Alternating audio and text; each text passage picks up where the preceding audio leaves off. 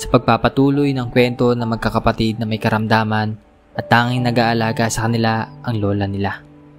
Ngunit isa rin sa problema, nagkameron to ng sakit at agad naman natin na ipa-check up ito para maiwasang lumala pa. At after 1 week, bumalik kami sa ospital para sa follow-up check-up ni Lola. At ito na nga ang naging resulta.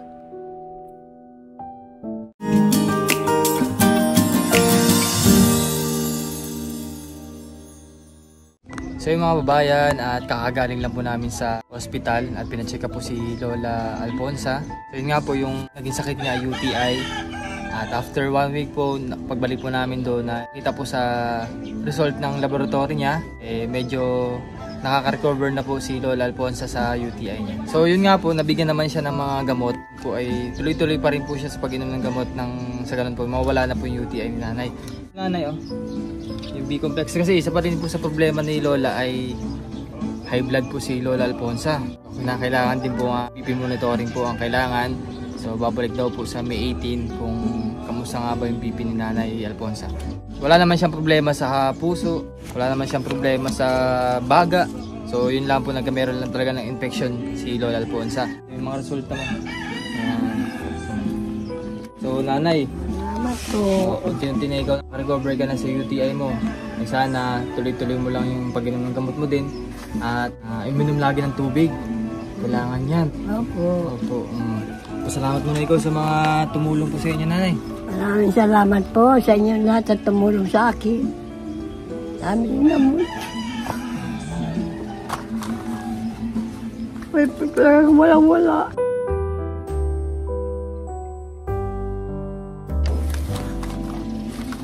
Maraming salamat po. Palakas ikaw, Lola, no? Laging uminom ka ng tubig. At yung gamot, huwag mo kakalimutan. Lagi mo inumin yan, ha? Katulad po nito, meron din siyang pasyenteng isa dito, si Ate Lenny. Nakarang buwan ay napa-confine. Ngayon, napauwi naman dito dahil na rin sa financial, no? So, dito na naman siya nagpapagaling sa bahay nila. Yung si Lola Alfonsa rin po, isa rin sa mga nag-aalaga kay Ate Lenny. Kamusta pala si Ate Lenny, Nanay? Ha?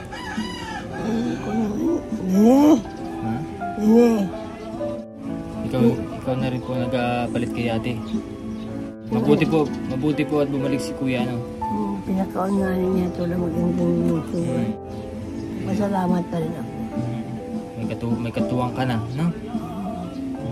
Nakakatulog ka naman maayos. Nakakatulog naman. Ano yung naramdaman nyo, Nanay, na sabi sa'yo ng doktor na medyo nakaka-recover ka na? UTI mo, ano yung mga naramdaman mo? Nakakatulog ako. Naramdaman masyado lang. Sa pagod na rin yan, kaya high blood, kaya siguro ganyan, no? Ang sakit yung batok mo. Palagi na nalula. Ilagi mo, ito dapat palagyan mo to, Apabasa mo na lang dun sa mga kakilala mo dito kung paano to. Ito, may BP monitoring pa kasi si Nanay. Kailangan niya na magpa-BP ka mamaya. Tapos papakita natin kay Doc sa May 18. No? Ay, araw-araw? Opo, araw-araw yan para ma-monitor yung BP mo. Kasi high blood ka. Ayan, so ito po si Ate Lenny ngayon. Makahiga po din eh. Kamusta ho? Ito po, kulang pa rin po sa gamot. Ha? Kulang pa rin po sa gamot. Ano po ba nainom niyo pa? Ano po nainom niyo? Check up po sana po bukas. Bukas, check up. Saan ho? Diyan sa ano? Community? Community po. Kamusta na pakaramdam mo, Ate? Natadyokan po ako. Naubo po kayo? Opo, magdamag po ako nung walang tulog lagi. Napaghina po. Gusto ko pong bumili ng gamot, wala naman po. Nagtrabaho po ka extra lang po. Yung asawa niyo? Opo. Kumita po ng 100 pambili lang po. Bigas lang din. Bigas lang po.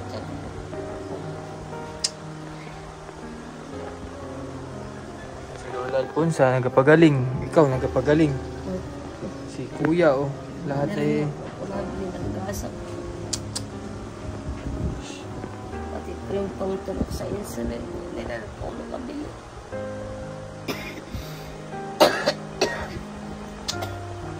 May abot po ako sa iyo kahit kunti po yung makatulong po sana sa inyo, no? Hindi ko na po ipapakita sa ano. Ito po, ate. Maraming salamat. Sana ako makatulong kahit na maliit na halaga po, sana makatulong po sa inyo. Kung paano, mga chika po ako bukas po sir.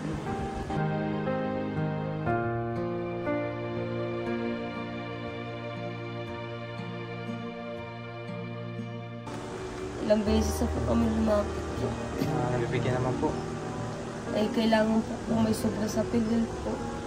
Pag sumubra po ang sa pilil po, siya po ang babayad. Hindi naman po nagasobra. Sa barangay? Sa barangay po ay busy pa po ang mga konto. Lahat po ay pinuntahan na po namin. Ito po yung kalagayan ni Ate Lenny, taga Barangay Paraiso po.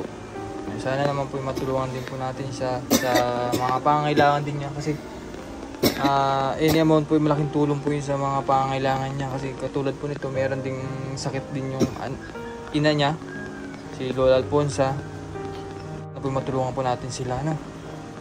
So sa mga magsasadya po pumunta dito lang po yun sa Barangay Paraiso. Ano pong sitio to? Ano po? Zone 1 Paraiso, Pinamalay. Zone 1. Lenny. Sitio Pating po. Sitio Pating. Opo. Barangay Paraiso po. Barangay Paraiso. Ano pong pangalan? Lenny Linayaw po. Lenny Linayaw. So halos po sila dito ay may mga karamdaman. Ito po si Kuya Abby, may karamdaman din po, nalumpo po siya. Almost 20 years na rin. Tapos ito si Lola naman, kakagaling lang namin sa hospital. So awa po ng Diyos ay nakaka-recover na po siya sa UTI.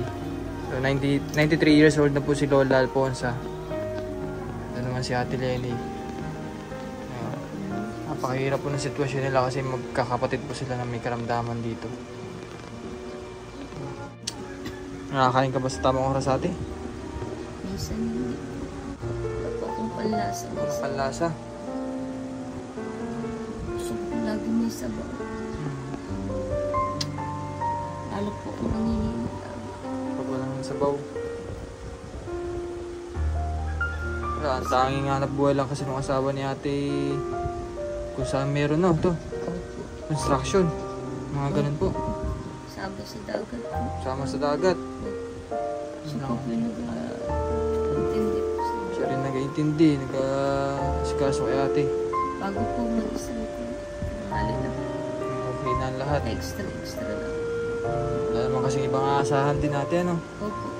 Pero kung gumaling na po ako, sir, hanggang magkapunan po ito yung mga trabaho. Iba-iba. Kasi may karamay. Gumaling na po sana po, sir. Malapit lang sa buhay natin, ano? Gusto ko na po gumaling. Kailangan po. Nalihina po ako sa mga. Hindi na po nalaki yung ano po. Ubo naman po. Hindi nalaki yung dibdib ko kasi ubo Hindi naman na po. po. Parang po, ano po. Parang pag inubo po may na ano po. Pagaling ka, ate. Opo. Napilit po kong gumaling. Sana po Dati po ako yung nagsisigaw sa gabi po. Hindi ko kaya.